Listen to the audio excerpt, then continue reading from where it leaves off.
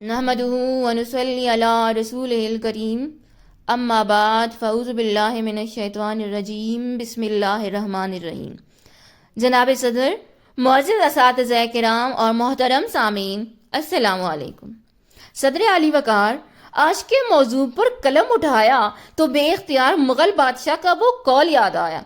ہنوز دلی دور است۔ پھر خیال آیا کہ اگر رنگیلا ہونے کا یہی معیار ہے تو آج تو ہر گھر اور ہر نگر میں رنگیلے ہی رنگیلے ہیں،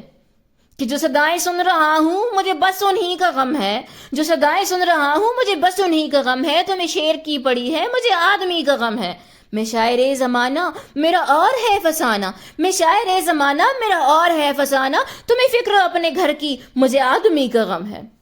علی وقار ایک زمانہ تھا کہ انسان تہذیب سے ناآشنا تھا، غاروں میں رہتا تھا، پتھروں کو رگڑ رگڑ کر آگ جلاتا تھا، شکار کر کے بھوک مٹاتا تھا اور درختوں کے پتوں سے تن ڈھانکتا تھا۔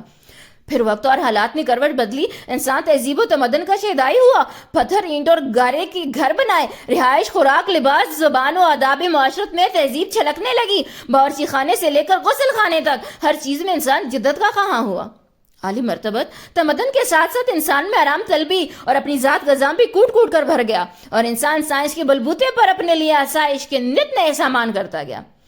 جی وقار اب تانگوں اور بیل گاڑیوں کی جگہ دھواں چھوڑتی گاڑیوں نے لے لی، بلکہ یہ کہنا بیجا نہ ہوگا کہ تانگے اور بیل گاڑی کا استعمال ہی اب باعث شرم اور پسماندہ ہونے کی علامت سمجھا جانے لگا۔ انسان قدرت کے بیش بہا خزانوں کا بے دریغ استعمال کرنے لگا، بدلتے موسمی حالات سے نپٹنے کے لیے نت نئے طریقے استعمال ہونے لگے۔ تسخیر کائنات کی خواہش اور اپنی ذات کے ذام میں انسان آگے ہی آگے بڑھتا رہا اور اپنے پاؤں پر خود کلہاڑی مارتا رہا، بلکہ یہ کہنا زیادہ مناسب ہوگا کہ جس شاخ پہ بیٹھا تھا اسے ہی کاٹنے میں لگا رہا۔ علی وقار تہذیب و تمدن اور سائنسی ترقی نے دنیا کی جو تصویر پیش کی، اس کا دوسرا رخ بڑا ہی بھیانک نکلا، کہ دور تک چھائے تھے بادل اور کہیں سایہ نہ تھا، دور تک چھائے تھے بادل اور کہیں سایہ نہ تھا، اس طرح برسات کا موسم کبھی آیا نہ تھا۔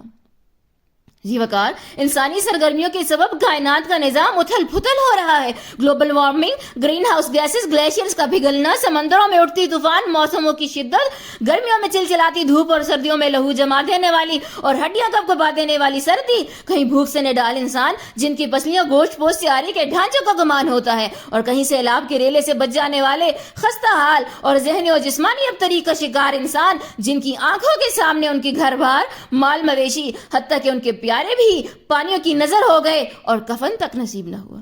علی وقار آج کے دور کا انسان ہر روز ایک نئے حادثے کا سامنا کر رہا ہے، کہ زلزلے ہیں، بجلیاں ہیں، قحط ہے، آلام ہے، زلزلے ہیں، بجلیاں ہیں، قحط ہے، آلام ہے، کیسی کیسی دخترانے مادر ایام ہے۔ مگر علی وقار بات صرف یہاں پر ختم نہیں ہوتی۔ حضرت انسان کے یہ کارنامے نہ صرف اس کی اور اس کے پیاروں کی سانسیں چھین رہے ہیں، بلکہ اس کی انسانیت اور اخلاقی اقدار کا بھی جنازہ نکال رہے ہیں۔ انسانیت دفن ہوتی جا رہی ہے اور انسان اب صرف آدمی کا آدمی ہی رہ گیا ہے۔ جی وقار دل پر ہاتھ رکھ کر بتائیے کہ کیا عصر حاضر اس بات کی جیتی جاگتی تصویر پیش نہیں کر رہا کہ جہاں ترقی یافتہ ممالک بطور خاص صنعتی ترقی اور نت نئی ٹیکنالوجیز کے ثمرات سمیٹ رہے ہیں، جبکہ ترقی پذیر اور پسماندہ خطے قحط اور سیلاب کی چکی میں پس کر اس نام نہاد ترقی کا کفارہ ادا کر رہے ہیں۔ اور ستم تو یہ ہے کہ انہیں مصنوعی قسم کی قدرتی آفات کی تخلیق کاروں کے سامنے ہاتھ بھی پھیلانا پڑتا ہے، تاکہ امداد کے نام پر خیرات کے چند سکے قبال مہربانی سے ان کی ہتھیلی پر رکھ دیے جائیں۔ صدر عالی مرتبت ہماری سائنسی ترقی کا ایک بڑا کارنامہ ہمارے جوہری ہتھیار بھی تو ہے، جو بیک وقت زہر بھی ہے اور تریاق بھی۔ کسی کے لیے یہ ناقابل تسخیر دفاع کی ضمانت ہے تو کسی کے لیے موت کا شاخسانہ۔ جی وقار ایک عام انسان، معاف کیجیے گا، ایک عام آدمی کو میرا یہ مشورہ ہے کہ جوہری توانائی کو ترقی کی بنیاد قرار دینے سے پہلے صرف ایک دفعہ جاپان کے ایٹمی ری ایکٹرز کی سیر کرائے یا ہیروشیما اور ناگاساکی کی تاریخ پر ایک نگاہ عبرت ضرور ڈال لیں۔ اچھے سے اندازہ ہو جائے گا کہ ابھی تک آدمی سے دیر زبونِ شہریاری ہے، ابھی تک آدمی سے دیر زبونِ شہریاری ہے، قیامت ہے کہ انسان نوع انسان کا شکاری ہے۔ صدر علی وقار سامعین